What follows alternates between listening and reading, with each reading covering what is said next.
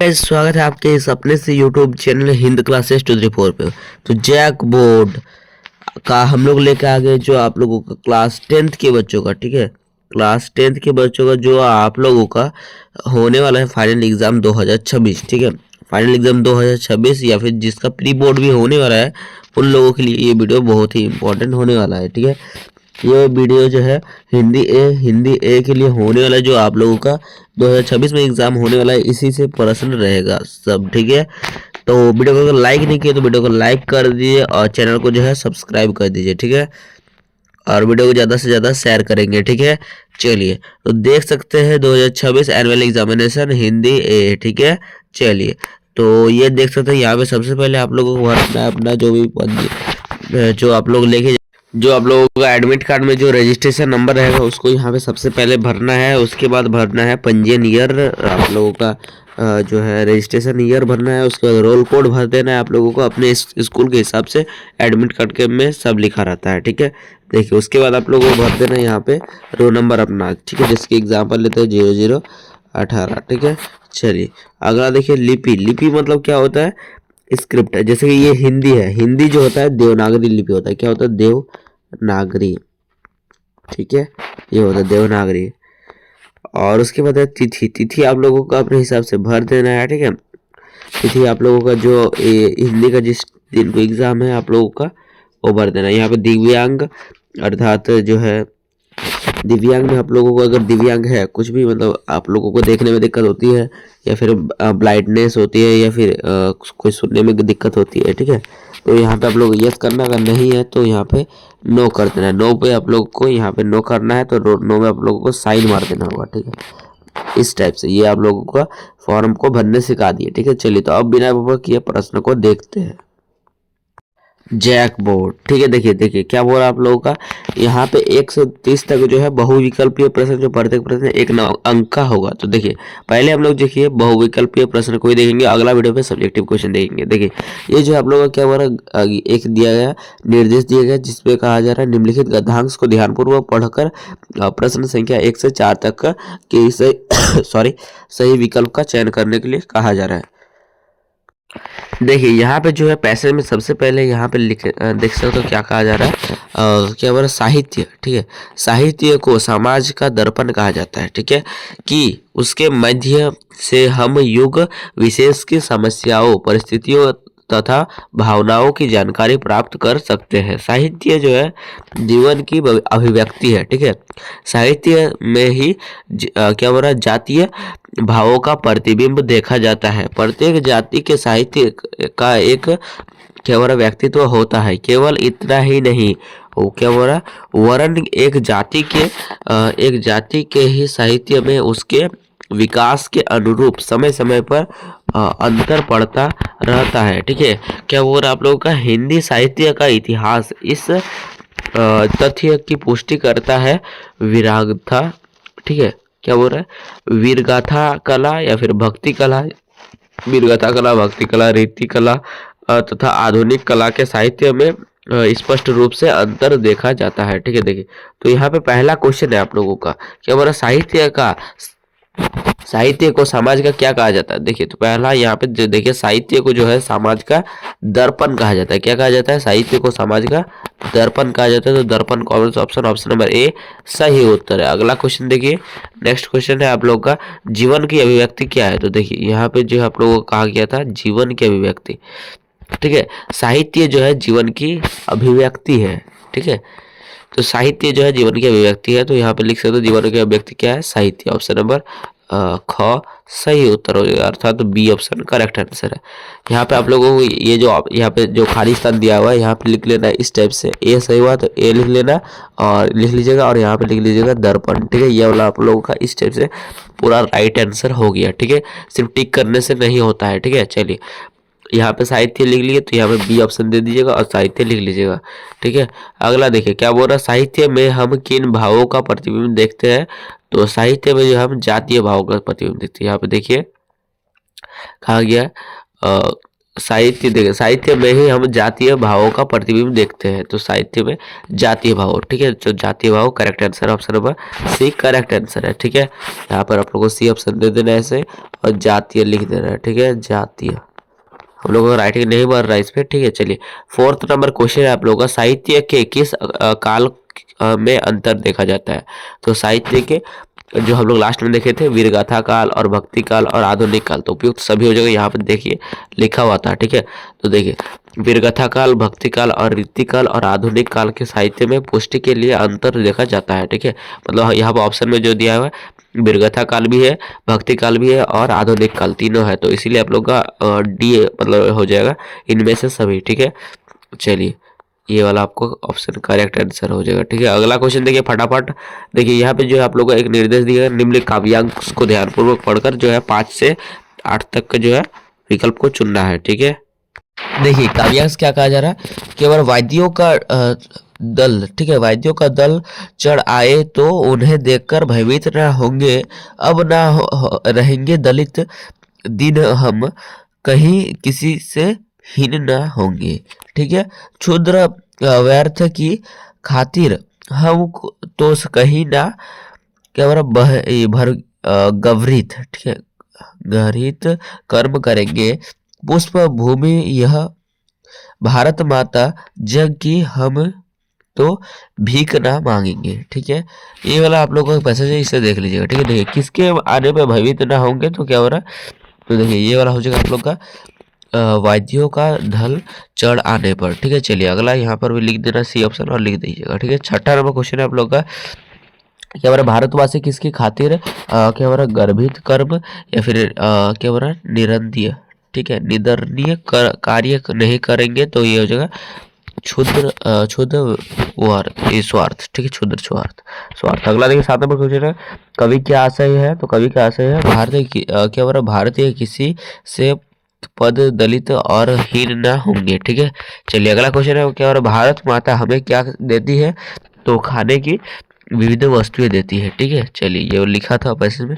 अब देखिए 9 number question है, माँ भोजन बना रही है, इसमें क्रियापद क्या है। हम लोग एक बार एग्जाम से पहले आप लोगों को ऐसा बताएंगे जिसपे आप लोग का जो भी व्याकरण, ठीक है, जो भी आप लोग का व्याकरण से क्वेश्चन है वो सब आप लोग बना लीजिएगा। ठीक है, ये जो है क्रिया सब के बारे में बताएंगे। ठीक है, समास जो भी होता है, जो जो आएगा सभी के बारे में बता देंगे। ठीक है, तो देखिए क्या बोला मानव ये माँ भोजन बना रही है, इसमें क्रियापद क्या है, तो सकर्मक क्रिया है। ठीक है, क्या है सकर्मक क्रिया, अकर्मक क्रिया, द्विकर्म और प्रेरणार्थक, ये सभी आप आ रहे हैं। हम लोग एक बार डिटेल्स में एक वीडियो लाएंगे और उस पर बता देंगे। ठीक है, चलिए अगला देखिए 10 नंबर क्वेश्चन है, कौन सा वाक्य अकर्मक क्रिया का उदाहरण है। अकर्मक क्रिया मतलब देखिए क्या हो रहा है, बच्चा सो रहा है। ठीक है, सो रहा है, इसमें जिसमें कोई कर्म ना हो। ठीक है, अकर्मक सकर्मक क्रिया वो होता है जिसमें कोई कर्म होता है, तो उसे कहा जाता है सकर्मक। ठीक है, ये समझिए यहाँ पे क्या बोल रहा, मानव सॉरी माँ भोजन बना रही है। ठीक है, इसमें कौन सा क्रिया है,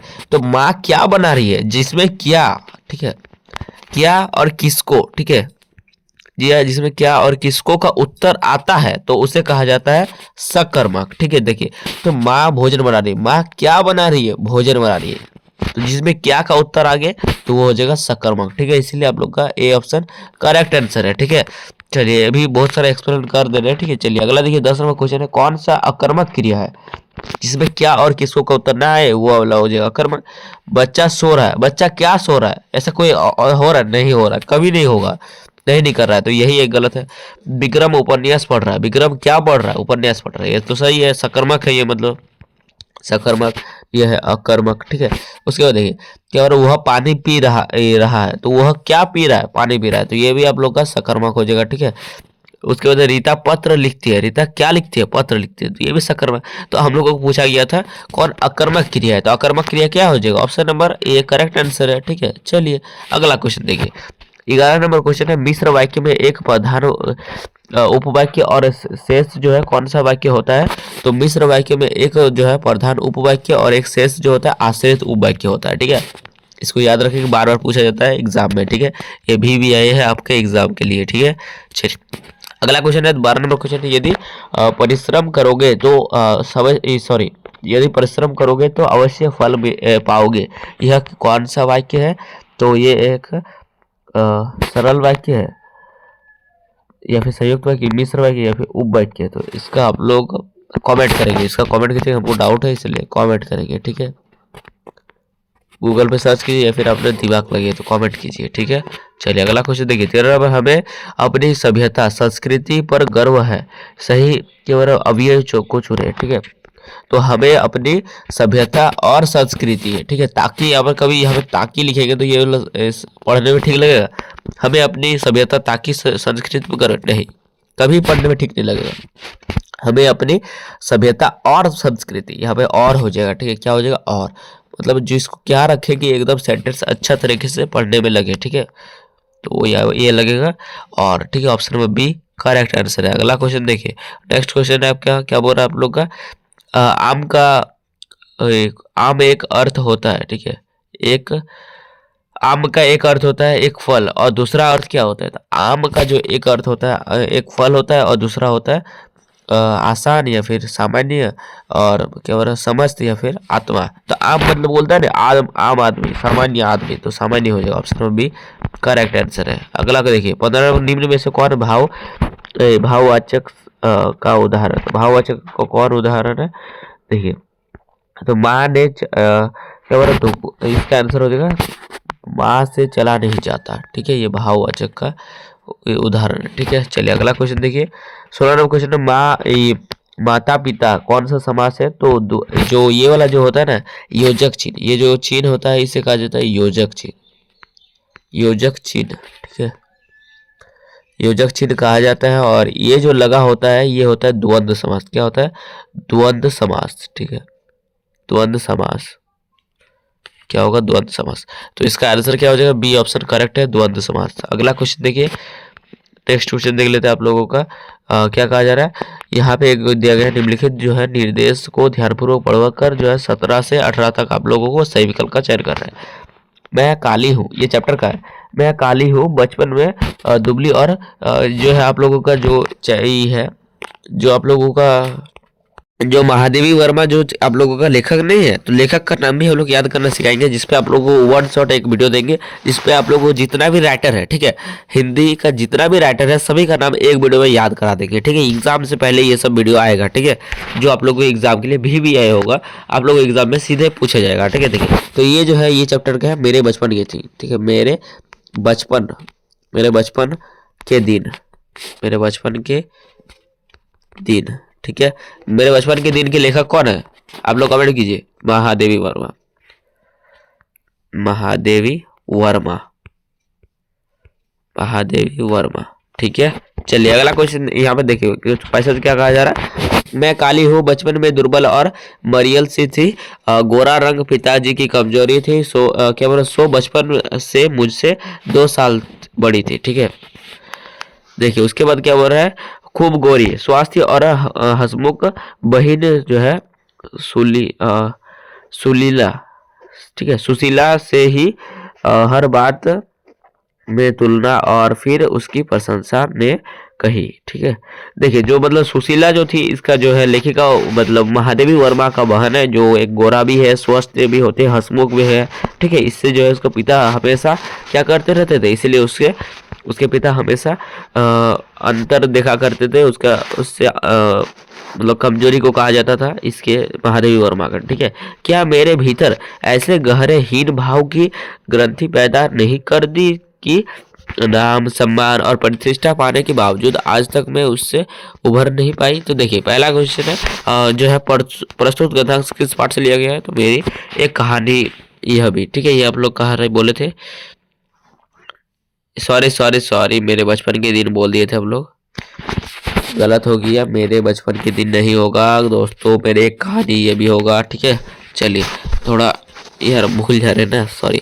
चलिए देखिए 18वां क्वेश्चन है, बड़ी बहन से तुलना किए जाने पर लेखक के मन में कौन सी भावना पैदा होती है? हीन भावना पैदा होता है। Option number D correct answer है। अगला क्वेश्चन देखिए फटाफट। क्या बोल रहा है आप लोग का? यहाँ पे जो है आप लोग को फिर से एक बुक से दिया गया है, बादल गरजो जो बुक है, ये चैप्टर है वो, ठीक है। बादल गरजो घरे, क्या बोल रहे? घेर घेर गगन जो है धराधर आओ, ललित ललित काले घुंघराले बाल, क्या बोल रहा है? कल्पना के से बाल कल्पना कैसे पाले, ठीक है। विद्युत छवि वह क्या हो रहा उर में नवजीवन आए वाले, ठीक है। तो देखिए पहला आप लोग का 19 नंबर क्वेश्चन है, ये जो है किससे लिया गया है, तो ये लिया गया उत्साह से लिया गया, ठीक है। उत्साह अट्ट नहीं रही है, उत्साह एक जो है नागार्जुन जी इसके लेखक है, ठीक है। उत्साह और अट नहीं रही है, दोनों चैप्टर लिखे हैं, ठीक है। कवि में जो है बादल किसका प्रतीक है, तो बादल जो है पुरुष और क्रांति का प्रतीक है। Option number D correct answer है। अगला क्वेश्चन देख लेते, अगला देखिए नेक्स्ट क्वेश्चन आप लोगों का क्या बोला, बालक जो है अमरुद्दीन, ठीक है। बालक अमरुद्दीन रियाज के लिए किस मंदिर में जाया करते थे, तो बालक अमरुद्दीन जो है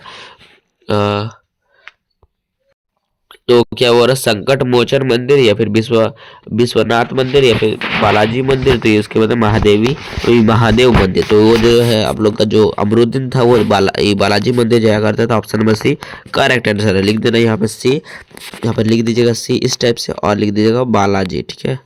बालाजी मंदिर इस टाइप से, ठीक है। चलिए अगला 22 नंबर क्वेश्चन है, बूढ़ा मरियल सा आदमी कौन था, तो बूढ़ा मरियल सा आदमी जो था एक कैप्टन था जो चश्मा वाला था, ठीक है। चलिए अगला देखिए 23 नंबर क्वेश्चन है, बाल गोविंद भगत कितने उम्र के थे, तो ये थे 60 वर्ष, ठीक है। कितने थे 60 वर्ष। चलिए अगला देखिए नेक्स्ट क्वेश्चन देख लेते फटाफट आप लोगों का है 24 नंबर, क्या हो रहा है कहानी लेखक, ठीक है। कहानी लेखन के लिए क्या आवश्यक है, ठीक है। तो जो लेखन का लिखने के लिए क्या चाहिए, विचार भी चाहिए, पत्र भी चाहिए और घटना भी चाहिए। तो ऑप्शन नंबर डी करेक्ट है सर। घटना मतलब जो आप लोगों के साथ हुआ वही कहानी में लिख पाएंगे, ठीक है। 25 नंबर क्वेश्चन है, श्री राम ने किसके धनुष को तोड़ा था, तो शिव जी के धनुष को तोड़ा था। श्री राम ने किसके धनुष को तोड़ा था, परशुराम के या फिर शिव जी के या फिर ब्रह्मा के या फिर विष्णु के, तो श्री राम ने शिव जी के धनुष को तोड़ा था जिससे परशुराम गुस्सा हो गए थे, ठीक है।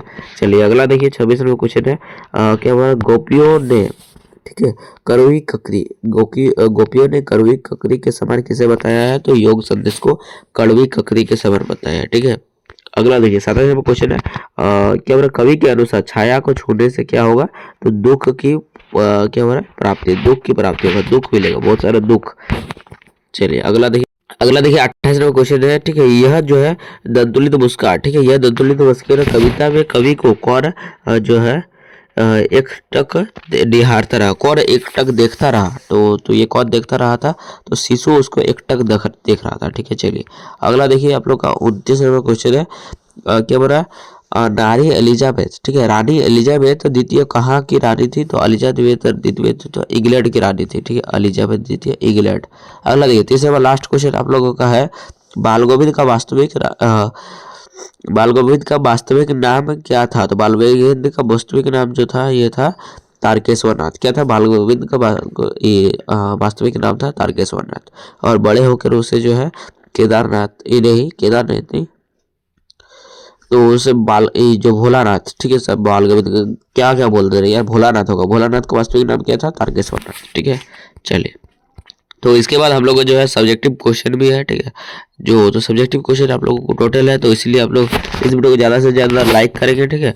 और ज़्यादा से ज़्यादा इस वीडियो को शेयर करेंगे, ठीक है।